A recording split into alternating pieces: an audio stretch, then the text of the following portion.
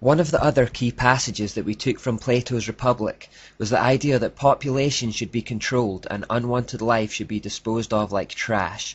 In other words, that some were worthy of life and others weren't. This is a concept that comes through in Darwin's ideas about survival of the fittest. If we are evolving towards individual perfection by natural means, that would mean that collectively we are in fact evolving towards a utopian society of perfect men and women. However, in that case, those with perceived poor genetic material would be slowing that collective evolution, and so the whole process could be accelerated by getting rid of those who are not made of the right stuff. The end goal of a utopian society of purebred humans would justify the means of getting rid of the lesser ones. Remember that the full title of Origin of Species was On the Origin of Species by Means of Natural Selection or the Preservation of Favoured Races in the Struggle for Life. One of the major influences on Darwin was a man called Thomas Malthus, who received the blessings of French deist Jean-Jacques Rousseau and famous Scottish philosopher David Hume. Incidentally, David Hume has a prominent statue on Edinburgh's Royal Mile, and if you look at the back of it, you will see this sun god symbol. Now, Thomas Malthus authored a document called The Essay on the Principle of Population, where he concluded that, amongst other things, society should adopt policies that prevent the human population from growing disproportionately larger than the food supply. Malthus, again finding a root in Plato's Republic, proposed genocide to make sure this didn't happen. Specifically, he thought to target the poor. He says, Instead of recommending cleanliness to the poor, we should encourage contrary habits. In our towns we should make the streets narrower, crowd more people into the houses and court the return of the plague. In the country we should build our villages near stagnant pools, and particularly encourage settlement in all marshy and unwholesome situations.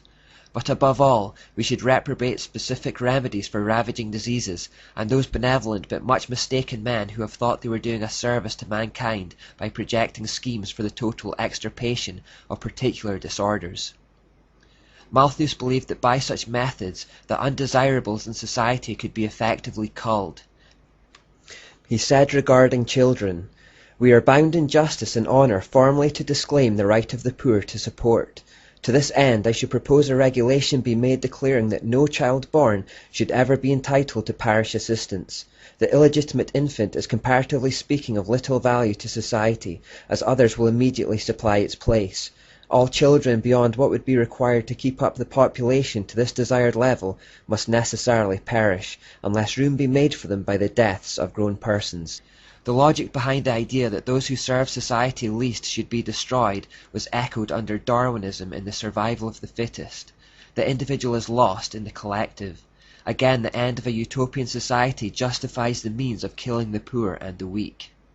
This naturally leads to another idea put forward by Plato, that people who are perceived to have pure genetic materials should be encouraged to breed amongst themselves to produce a race of supermen fit for ruling over the masses. This selective breeding is called eugenics. Eugenics actually found its Enlightenment-era origin in Charles Darwin's cousin, Sir Francis Galton. Galton regurgitated the thoughts of Plato in his work, Hereditary Genius, which was basically a racist tirade advocating a system of selective breeding for purposes of providing more suitable races or strains of blood a better chance of prevailing over the less suitable. In other words, trying to artificially speed the upward course that evolutionists thought we were naturally already on.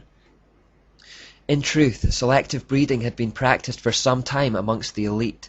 Inbreeding was commonplace amongst the ruling class to protect the genetic purity of their future stock. Galton merely took this idea and popularized it as a legitimate science.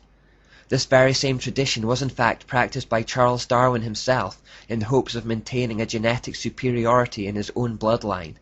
Darwin married the youngest granddaughter of his maternal father. Researcher Ian Taylor reveals the outcome of this project. Darwin's idea of inbreeding to produce superior stock can be seen to be a complete disaster in the case of his own 10 children. Of the 10, one girl, Mary, died shortly after birth. Another girl, Anne, died at the age of 10 years. His eldest daughter, Henrietta, had a serious and prolonged breakdown at 15 in 1859.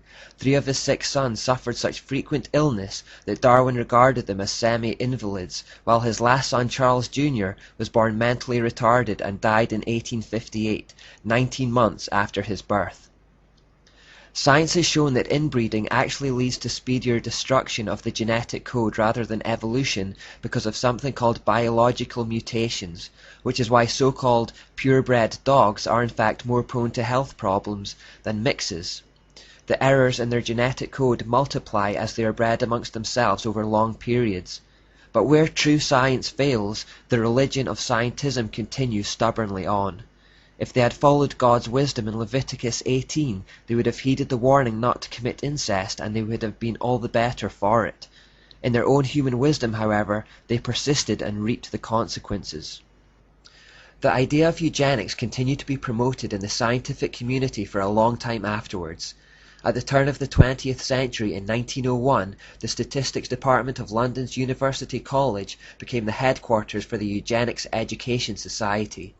Motivated by Galton's vision of a future utopia ruled by a genetically engineered pure elite, the Eugenics Society grew into a successful political movement and would eventually inspire Hitler's Holocaust against the Jews.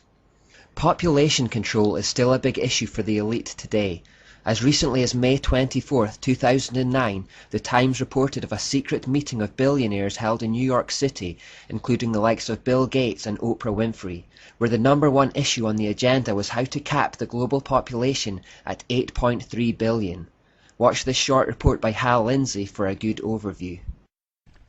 According to a report in WorldNet Daily, some of the richest men and women in the world met secretly in New York recently. When the world's wealthiest individuals hold secret meetings, it's time to pay attention. In 1910, the 6 wealthiest men in the world met at Jekyll Island, Georgia.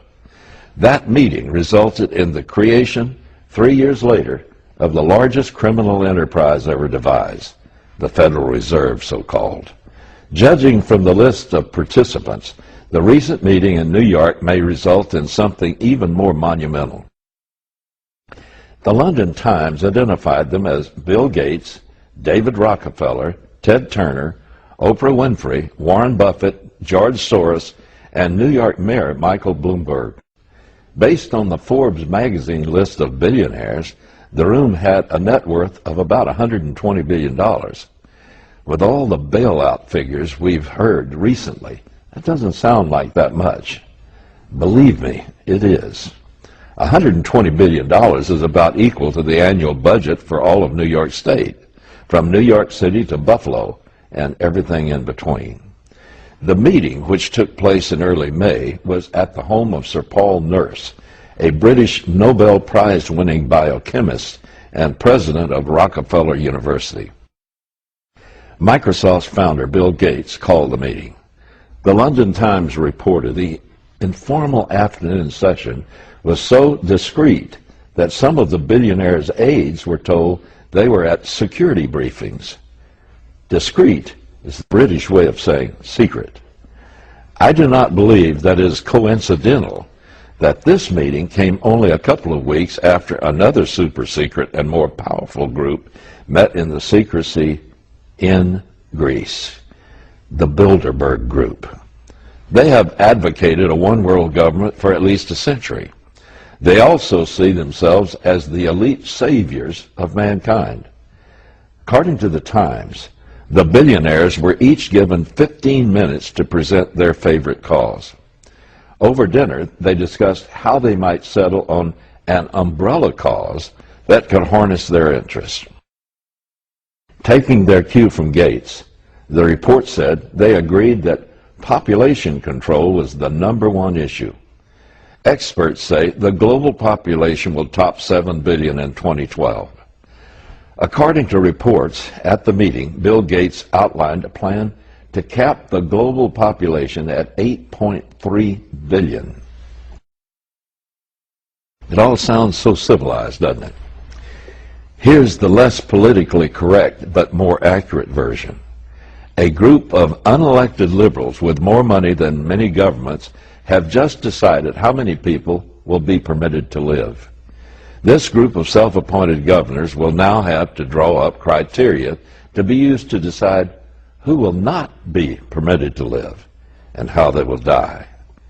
It can and will be dressed up in polite and civil terms, but in the end, it means certain people will have to die.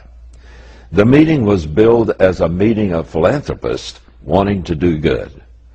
But one can put lipstick and pearls on a pig, and it'll still be a pig.